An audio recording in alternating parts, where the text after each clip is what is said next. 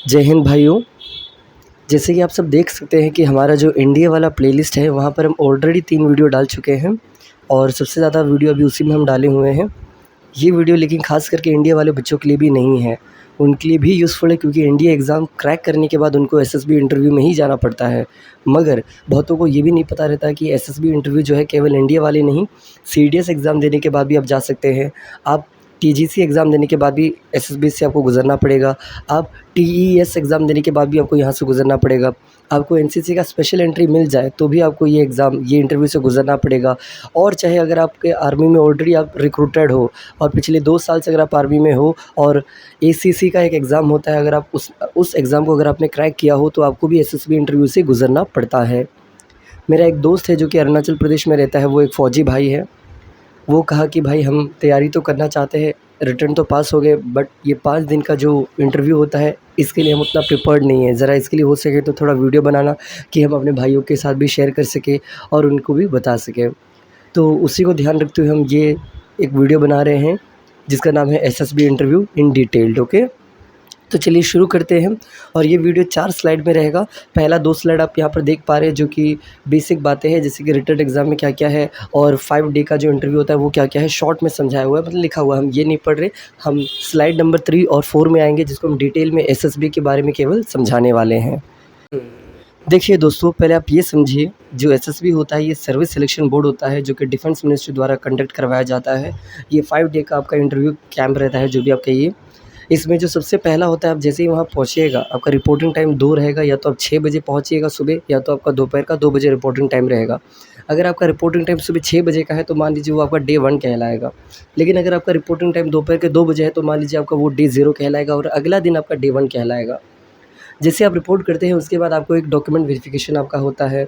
इसके बाद जो अगला मेन कार्यक्रम, जो पहला डे 1 का जो मेन इवेंट होता है वो आप लोग कहते हो स्क्रीनिंग टेस्ट होता है। स्क्रीनिंग टेस्ट में भी 2 स्टेजेस होता है। पहला स्टेज को हम लोग कहते हैं OIR, मतलब ऑफिसर्स इंटेलिजेंसी रेटिंग। मतलब हम ये समझाना चाहते हैं आपको, जो स्क्रीनिंग टेस्ट होगा इसके अंदर 2 स्टेज होता है। 2 स्टेज में से पहला स्टेज का नाम है OIR टेस्ट और इस OIR टेस्ट के अंदर में आपका 2 पेपर होता है। पहला पेपर का नाम एप्टीट्यूड टेस्ट और दूसरा पेपर का नाम आपका जो होता है verbal and non verbal test, मतलब मैथ्स और इंग्लिश का आपका परीक्षा होगा। मैथ्स से आपसे 50 सवाल पूछा जाएगा और आपसे verbal and non verbal English से भी 50 सवाल पूछा जाएगा। दोनों मिलाकर आपके पास 60 मिनट रहेंगे, मतलब 30 मिनट और 30 मिनट रहेंगे। 100 सवाल आपको करना है पूरे 1 घंटे में। जैसे आप ये पास होइएगा, मतलब आप लिख के ख़त्म होइएगा, उसके बाद आपका पीपीडीटी होता है, मतलब picture perception and discussion test. यहाँ पर आपको 30 सेकंड के लिए एक धुंधला सा एक तस्वीर दिखाया जाएगा स्क्रीन पर, आपको वो देखना है और उसके बारे में 3 से 4 मिनट में कुछ ना कुछ लिखना होगा। मान लीजिए एक बूढ़ी औरत का चेहरा दिखा दे, चाहे कुछ दिखा दे, कुछ भी दिखा दे, आपको उसके बारे में लिखना पड़ेगा, वो भी इंग्लिश में। तो यही आपका पीपीडीटी टेस्ट होता है। ये दोनों स्टेजेस के बाद, मतलब OIR जो हम बोले ऑफिसर्स इंटेलिजेंसी रेटिंग, जिसके अंदर 2 पेपर था, ये होने के बाद और पीपीडीटी होने के बाद, ये दोनों स्टेज होने के बाद आपका जो रिपोर्ट आता है, आपका जो रिज़ल्ट आता है, वही रिज़ल्ट के बाद 2 चीज़ें तय होता है, या तो स्क्रीन इन या तो स्क्रीन आउट। जो स्क्रीन इन हो गया वो वहाँ रुक जाएगा बाकी दिनों के लिए, जो स्क्रीन आउट हो गया वो अपने-अपने घर चले जाएँगे। अब जो रुक गए कैंडिडेट, अब उनके साथ क्या होता है, अब उनका जो अगला होता है, उनको एक चेस्ट नंबर दिया जाता है, उनसे एक फॉर्म भरवाया जाता है जिसका नाम है PIQ फॉर्म, मतलब पर्सनल इन्फॉर्मेशन क्वेश्चनरी। उनका पूरा डिटेल्स उनसे उसमें भरवाया जाता है और इसके बाद डे 2 की बारी आती है। आप यहाँ पढ़ पा रहे हैं कि डे 2 जो होता है, डे 2 में आपसे क्या करवाया जाता है, साइकोलॉजिकल टेस्ट होता है। सबसे नीचे आइएगा, वहाँ पर लिखे हुए, ओके। इस साइकोलॉजिकल टेस्ट के अंदर में भी 4 चीज़ें होता है। सबसे पहला आपसे टैट करवाया जाएगा, दूसरा आपसे वैट करवाया जाएगा, तीसरा आपसे SRT करवाया जाएगा, चौथा आपसे SD करवाया जाएगा। अब ये चारों क्या होते हैं सर, एक-एक करके समझते हैं। देखिए, टैट जो होता है मतलब थियोमेटिक एप्री रिसेप्शन टेस्ट जो होता है, इसमें आपसे क्या किया जाएगा, आपको एक 10-11 तस्वीरें दिखाई जाएँगी और आपको उनके बारे में एक-एक करके कुछ ना कुछ लिखते जाना है। 3 से 4 मिनट में मैक्सिमम इस तरह लिखते जाना, ओके। और इस तरह एक अंतिम स्लाइड आएगा जो कि ब्लैंक रहता है। आपको उस ब्लैंक स्लाइड में अपना एक खुद का स्टोरी लिख के जाना होता है। इसलिए आप अपने लिए एक स्टोरी खुद से बना के जाइएगा, अपने लिए नहीं, अपना मतलब वहाँ लिखने के लिए एक स्टोरी बना के जाइएगा, पढ़ के जाइएगा, देख के जाइएगा। और ये इस तरह आपको 10-11 स्लाइड आपको यहाँ पर अटेंड करना होता है, स्टोरी राइटिंग टाइप। दूसरा जो वैट होता है, मतलब वर्ड एसोसिएशन टेस्ट है। इसमें आपको 15-15 सेकंड के लिए एक-एक वर्ड दिखाया जाएगा, मतलब 60 वर्ड दिखाया जाएगा, 60 वर्ड्स। 60 वर्ड 15-15 सेकंड के लिए दिखाया जाएगा और उसको आपको वो वर्ड से एक सेंटेंस लिखना पड़ेगा। मान लीजिए आपके सामने आ गया गो, तो गो से आप क्या लिखिएगा? एक सेंटेंस बना के आपको लिखना पड़ेगा, ओके। अगर आपके सामने आ गया कम, तो कम से आप क्या लिखिएगा? तो इस तरह आपको 60 वर्ड को अटेंड करना पड़ता है ये समय में, ओके। अब तीसरा जो इसके अंदर होता है उसको हम लोग कहते हैं एसआरटी, मतलब सिचुएशन रिएक्शन टेस्ट। यहाँ पर आपको एक बुकलेट दिया जाएगा, उस बुकलेट के अंदर एक किताब टाइप मोटा सा किताब दिया जाएगा जिसके अंदर 60 अलग अलग सिचुएशन दे रहेंगे। आपको उस सिचुएशन का कंक्लूजन बताना है कि अगर आप वहाँ रहते तो आप क्या करते? आप वैसे सिचुएशन में आप फँसे रहते तो आप क्या करते? ओके। तो इस तरह आपको ये लिखना पड़ेगा।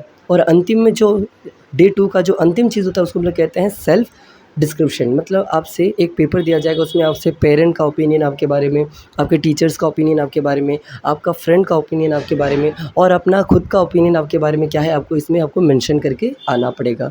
और कोशिश कीजिएगा कि ज़्यादातर आप पॉजिटिव बातें ही लिख पाएँ या लिख सकें, और जो रियल है आप जैसे हैं आप अपना हकीकत लिख के आइएगा, ओके। तो ये क्योंकि अगले स्टेज में आपको वरना ये दिक्कत दे सकता है, कहाँ पर हम बताएँगे, ओके। तो चलिए अब डे 3 की ओर बढ़ते हैं। आई होप आपको डे 1 समझ गए होंगे जहाँ पर आपके स्क्रीनिंग टेस्ट होता था। डे 2 समझ गए होंगे जहाँ पर आपसे ये चारों चीज़ करवाया जाता था, टैट, वैट, एसआरटी और एसडी। अब डे 3 की ओर बढ़ते हैं। देखिए, डे 3 और डे 4 को मिला के हम लोग कहते हैं जीटीओ 1, जीटीओ 2। जीटीओ का मतलब ग्रुप टास्क ऑफिसर, मतलब डे 3 जो होगा आपका जीटीओ 1 होगा और डे 4 जो होगा जीटीओ 2 होगा। आप यहाँ पढ़ते हुए चलिए, सब लिखा हुआ चीज़ें, ओके। तो अब यहाँ देख पा रहे हैं डे 3 जो होता है उसके अंदर में भी आपसे 6 चीज़ें करवाया जाता है। सबसे पहला जीडी। जीडी क्या होता है? Group discussion.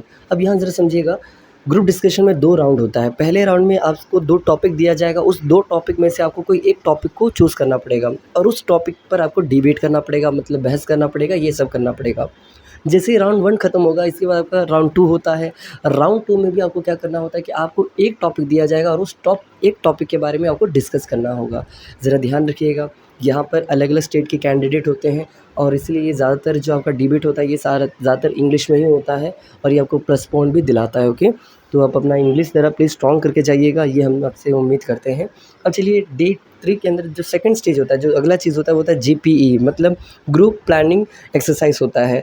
इसमें आपसे एक स्टोरी का एक प्ले कार्ड दिखाया जाएगा और उसमें आपसे पूछा जाएगा कि इस चीज़ के लिए बेस्ट सॉल्यूशन क्या रहेगा। मतलब आपको प्ले कार्ड टाइप दिखाया जाएगा, उसमें कुछ प्रॉब्लम्स होंगे और उस प्रॉब्लम का सॉल्यूशन आपके हिसाब से क्या था बेस्ट सॉल्यूशन, आपको वो बताना है। जैसे कि हम कहते हैं ना, एक एग्जांपल देते हैं, मान लीजिए आपकी बीवी और आपकी माँ डूब रही है, आप किसको बचाइएगा? तो इस तरह का जो चीज़ें हैं ये आपको यहाँ पर समझना पड़ेगा, ओके।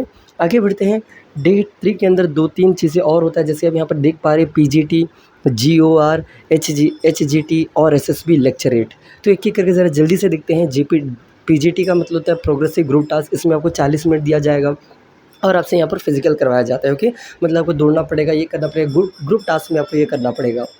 जीओआर का भी मतलब यही होता है, ग्रुप ऑब्स्टिकल रेस, इसमें इसको स्नेक रेस भी कहा जाता है। इसमें आपको 40 मिनट दिया रहेगा, इसमें आपको अलग अलग ऑब्स्टिकल्स को पास करना पड़ता है, इसको स्नेक रेस भी कहा जाता है। देन एचजीटी, इसका मतलब होता है हाफ ग्रुप टास्क, मतलब जो ऊपर जो जीओटी हुआ था जीओआर, उसी में जितना मेंबर था उसको आधा कर दिया जाएगा और आपको फिर से वही सारा टास्क करवाया जाएगा, लेकिन इस बार थोड़ा हल्का दिया जाएगा, ओके। एंड द लास्ट जो सबसे इंपॉर्टेंट है डे 3 का, जिसको हम लोग कहते हैं एसएसबी का लेक्चर रेट। देखिए यहाँ पर ज़रा समझिएगा, आपको 3-4 मिनट पहले एक टॉपिक दिया जाएगा, उस टॉपिक पर आपको एक भाषण देना है, वो भी इंग्लिश में, ओके। मतलब सपोज दैट कि कोई ऑफिसर आएंगे, आपको कहेंगे कि आपका टॉपिक है टाइम, आपका टॉपिक है एनवायरनमेंट, आपका टॉपिक है इंडियन आर्मी, आपका टॉपिक है ये, आपका टॉपिक है वो।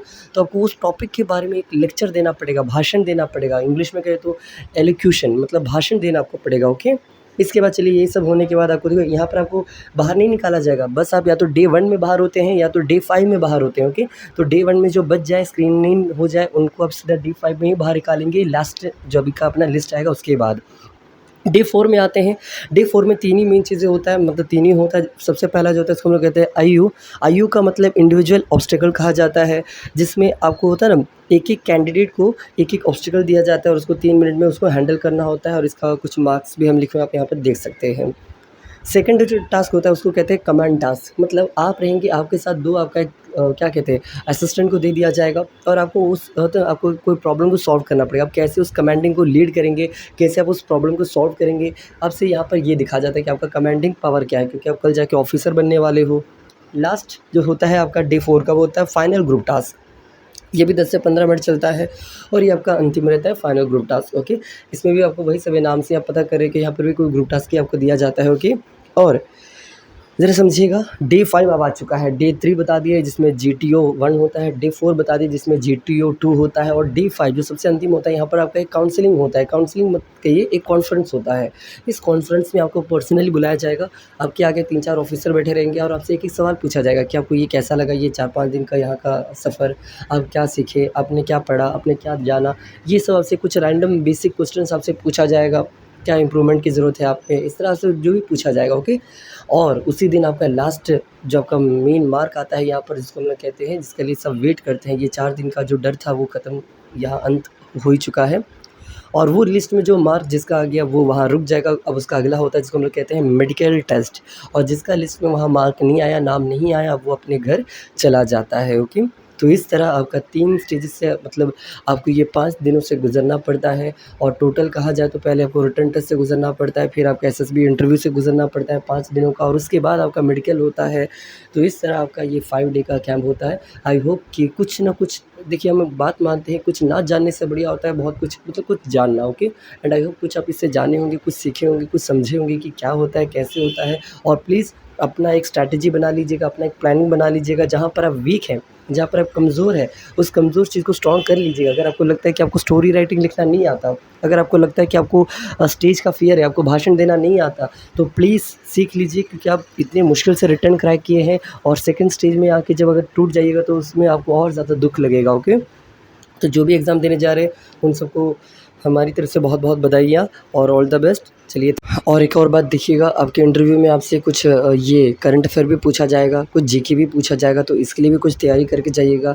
हम भी जो मेन इम्पोर्टेंट जो लेक्चर होता है जैसे कि मॉडर्न हिस्ट्री, कॉन्स्टिट्यूशन, ये सब हम यहाँ पर कवर करेंगे, कुछ करंट अफ़ेयर भी। तो आई होप आप हमसे जुड़े रहिएगा और हम अपना बेस्ट देने की कोशिश करेंगे। आप भी अपना बेस्ट दे के आइए और इस बार सिलेक्शन ज़रूर पा के आइए, ओके। चलिए, थैंक यू। बस इतना ही हम कहना चाहते थे और आगे देखा जाएगा। Thank you.